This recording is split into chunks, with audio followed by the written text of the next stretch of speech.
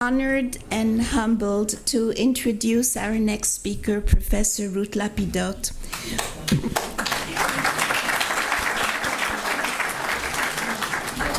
The teacher of all of us. Ruth Lapidoth holds a master's degree cum laude from the Hebrew University of Jerusalem. She interned at the Israel Supreme Court. Ruth earned her doctoral degree from the University of Paris, where she specialized in international law, and she holds a diploma from the Institut des Hautes Études Internationales de Genève. Paris. In Paris. So I was from a very wrong idea. Misled, and I'm sorry. It's okay. In 1956, Ruth joined the Faculty of Law at the Hebrew University in Jerusalem, where she rapidly rose through the ranks to become a professor.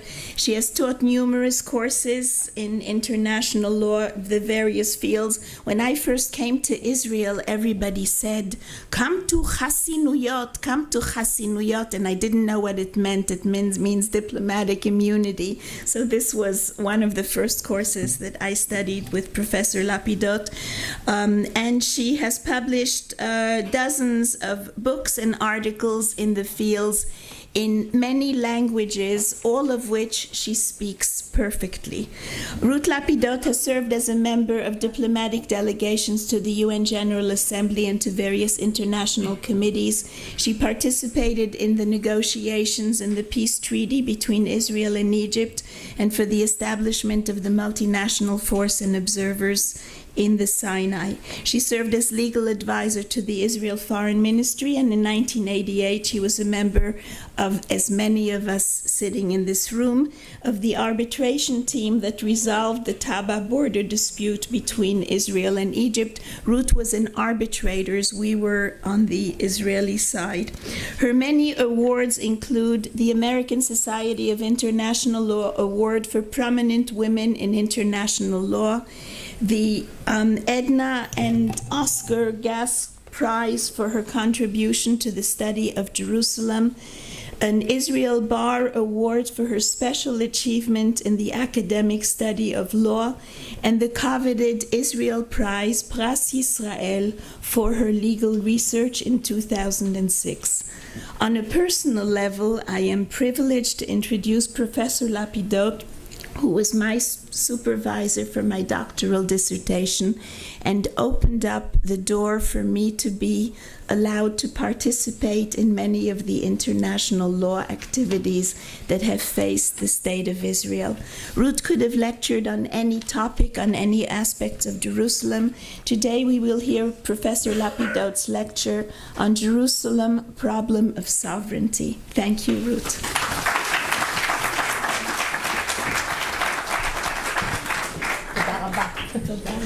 The problem was that Mala took my CV from the wrong place, but that's okay. It's almost the same.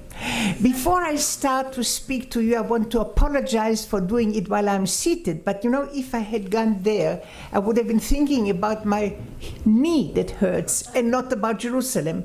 So I think the compromise is that I'm sitting down. Just one little remark about what we heard in the morning from our religious experts. I would just add one sentence, and I didn't invent it, I read it somewhere. Please prevent the use of religious feelings in order to incite political disputes. This is one of the main problems in our situation. How can you make compromises if something belongs to God? But this is nonsense. You must make compromises and should not be influenced by religious feelings. Now, this was what I wanted to say about the morning.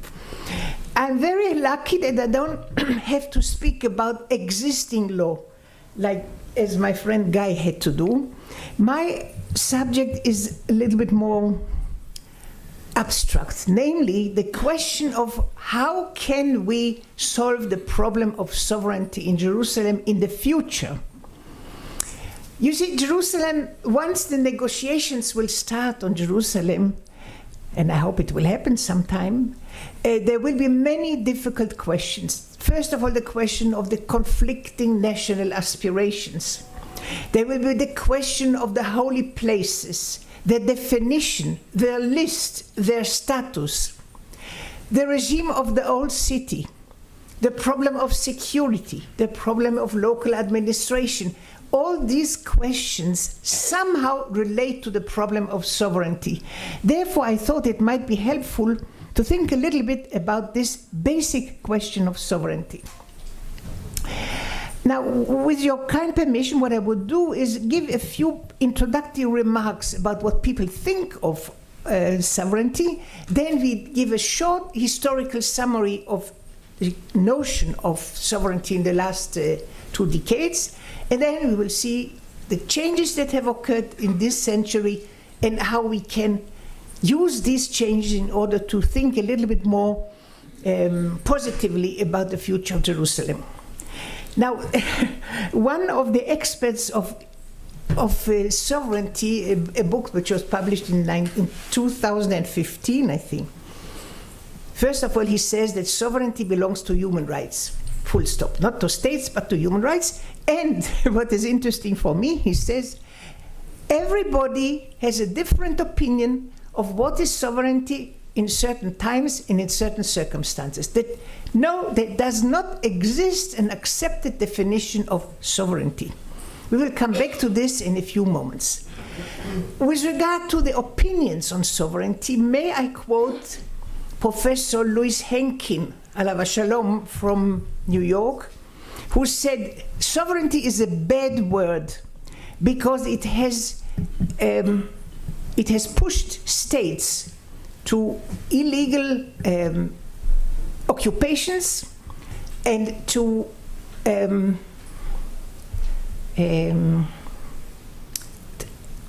regimes that are not democratic.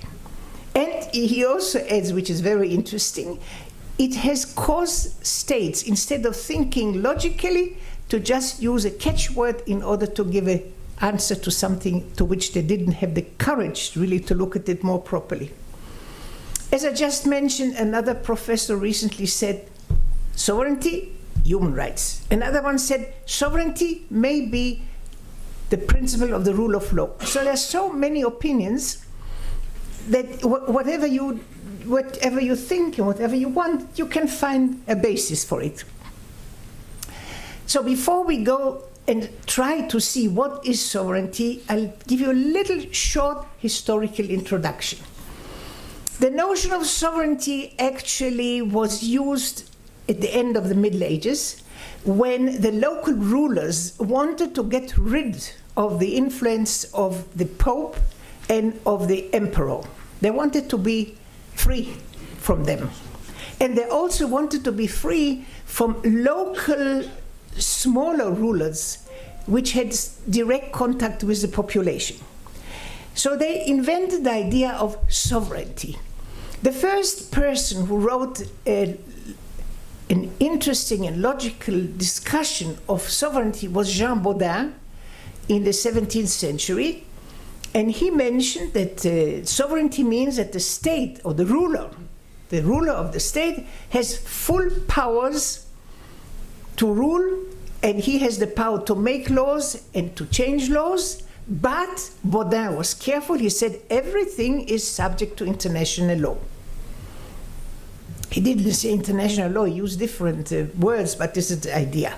The rules of God and the rules of people, etc. So we have the idea, it was invented or it was applied in order to help the local rulers, the main states, to get rid of those to whom they had to obey.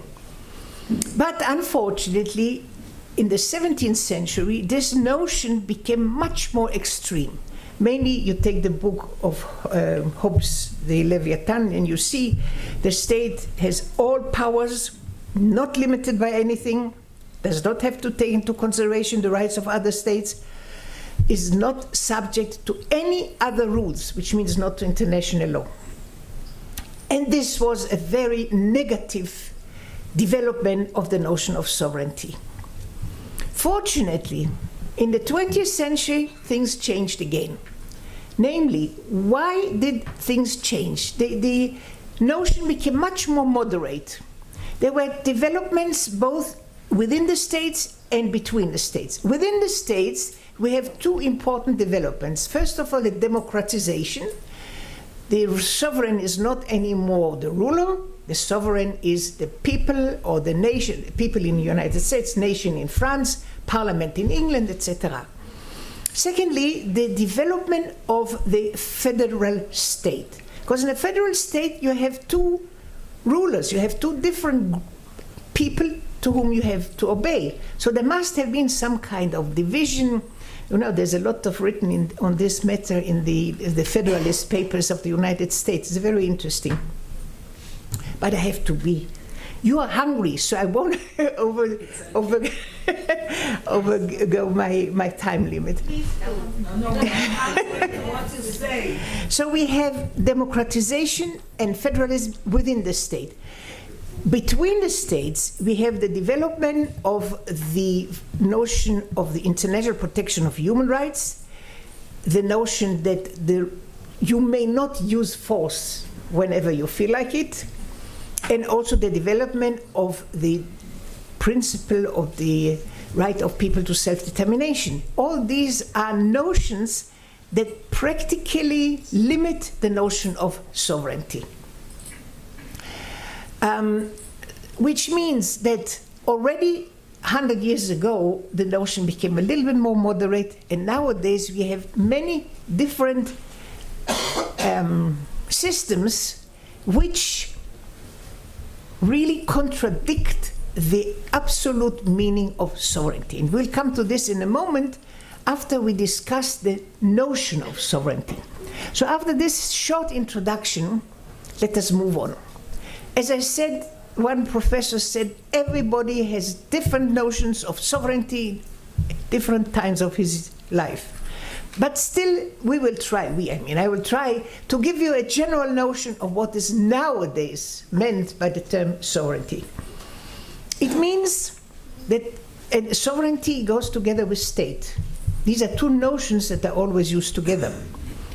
In the internal field, sovereignty means that the state has the power to rule in its territory, always subject to international law, and it also has powers over its citizens even when they are abroad. This is personal jurisdiction.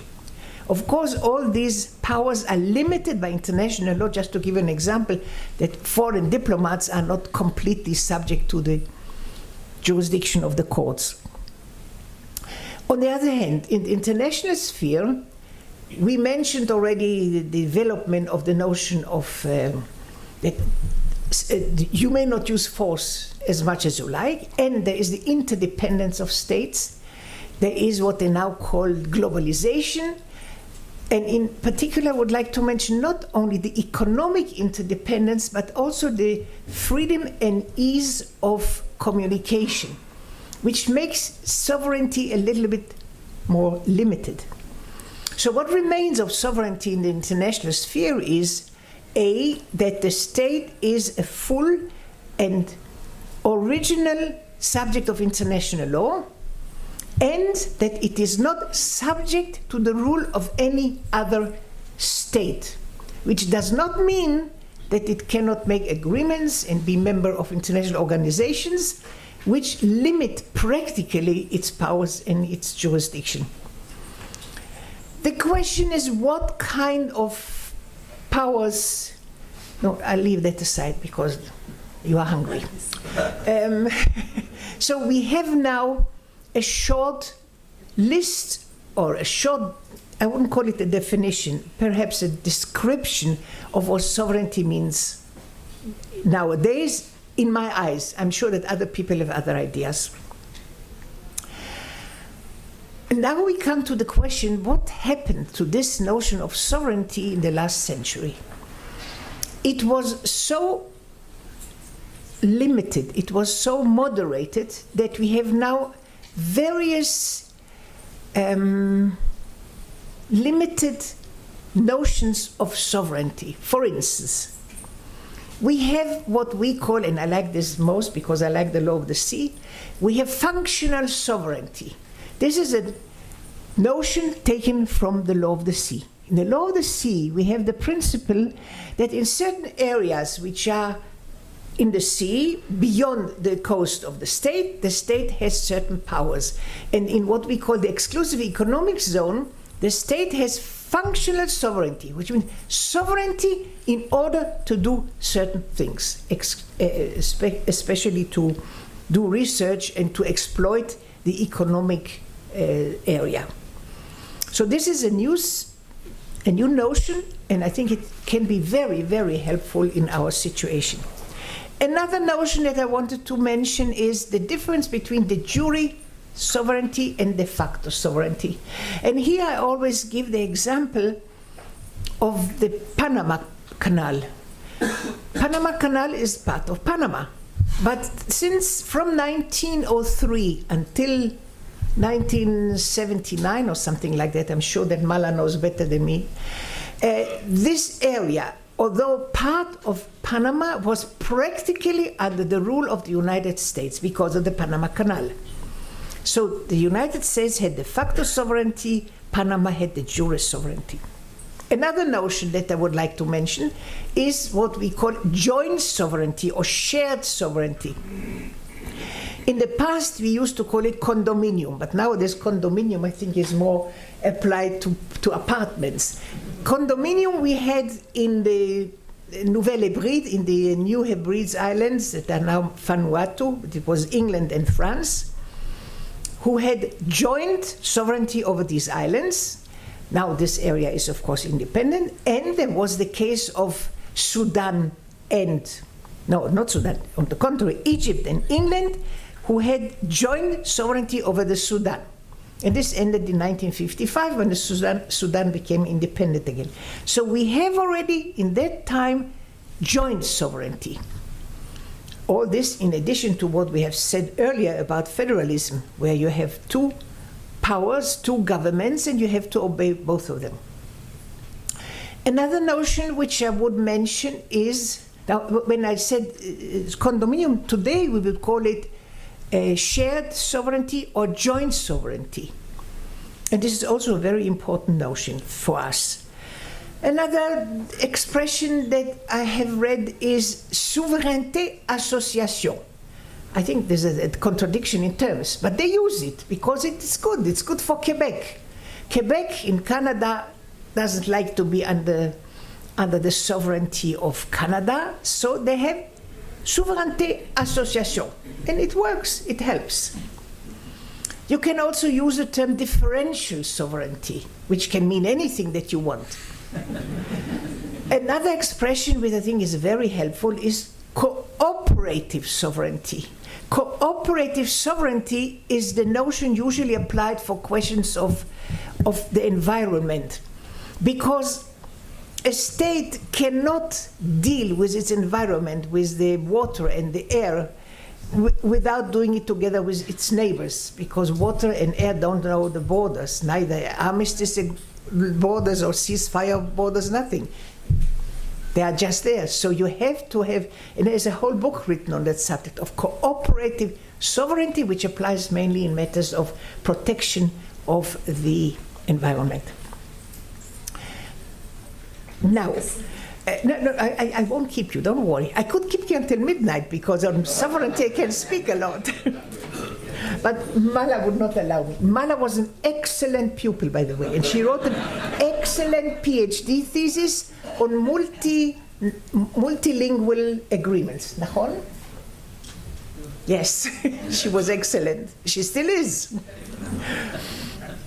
So now we have seen the developments of the notion of sovereignty. By the way, speaking of sovereignty, also something very practical. Until now I've spoken about the theory, about notions, about ideas. When you look at what's happening in the world, you see that new and weak states always emphasize their sovereignty. But when you deal with a well-established state, they usually don't care so much about sovereignty. Maybe because they take it for granted, I don't know. And we heard here about the EU. That's interesting. Now England is leaving. But in the past, when I used to ask friends from Europe, what is your notion of sovereignty?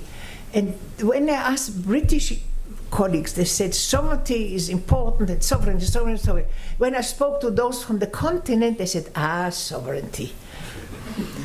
But here is one last remark about examples would be perhaps the EU. Because in the EU, we have a situation where the member states have transferred some of their powers, mainly in matters of economics, to the organization. And how would a lawyer call this?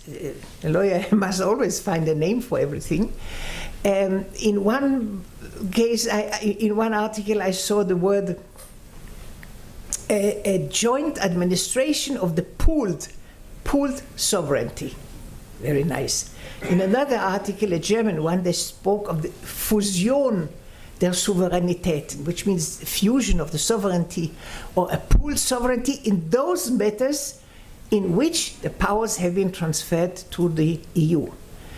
There are also other opinions in the EU, like always, but it's interesting to see how sovereignty can be dealt with when you have to find a solution to a situation which is new, which had not existed in the past. In the past, there were no organization like the EU which has supranational powers. I think I have spoken enough about sovereignty in general, and now it is time to speak a little bit about our little Jerusalem. If we speak about sovereignty in negotiations, and everyone insists on having sovereignty over Jerusalem, there will never be an agreement. You can never reach an agreement. Both the Palestinians and the Israelis, they cannot say, I give up sovereignty. Even if the government of Israel would agree, not if the government had agreed, then you have to bring it to the Knesset, and the Knesset would throw this agreement out of the window. So we have to find ways, solutions which are more or less acceptable to all sides involved. Now, one solution would be the suspension of claims to sovereignty. Just to say, we will not discuss sovereignty for the next 10 years, 50 years, 100 years. Then we will come back to it. This is a good solution, but you must be sure that in the agreement there is a very clear division and allocation of powers. Because if you don't have a sovereign, you don't have anybody who has powers which are not mentioned in the agreement. You have to have a very detailed system which would help you to govern without the notion of sovereignty. If we, in the same spirit, I would say that, and this is what I have recommended, but some people think that I'm making jokes, sovereignty should belong to God. Why to God? Because according to the Torah, the Jewish Torah, and according to the Quran, the whole world belongs to God. So why not say Jerusalem belongs to God? But again, you have to give all the details of the division of powers and responsibilities. And remember, dear friends, sovereignty is not only powers, it also means responsibility. And this notion has been emphasized in the last 50 years. You want to be sovereign, you are responsible, not just the boss. The boss, but responsible.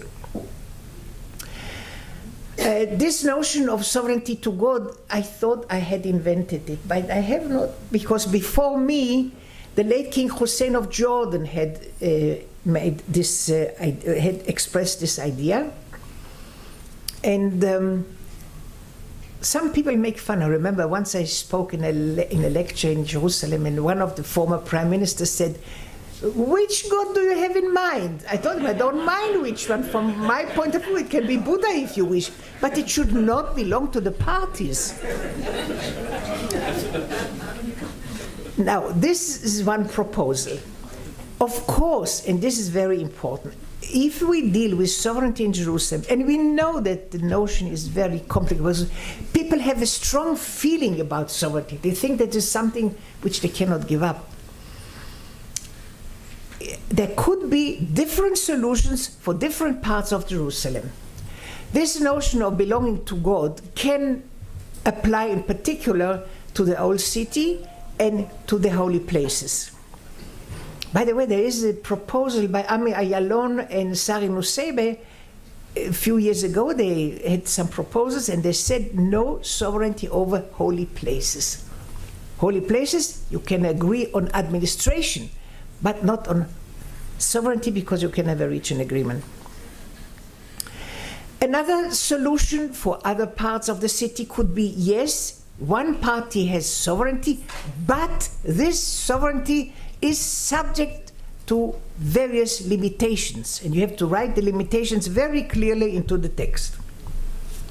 Other possibility, a little bit more risky I would say, is joint sovereignty. Joint sovereignty sounds great.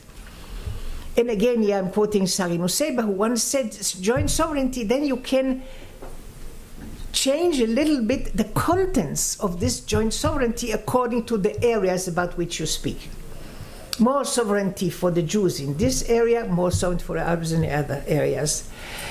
Another notion, which I mentioned already earlier, is the functional sovereignty. You get the sovereignty for the doing of certain acts, but not for other things.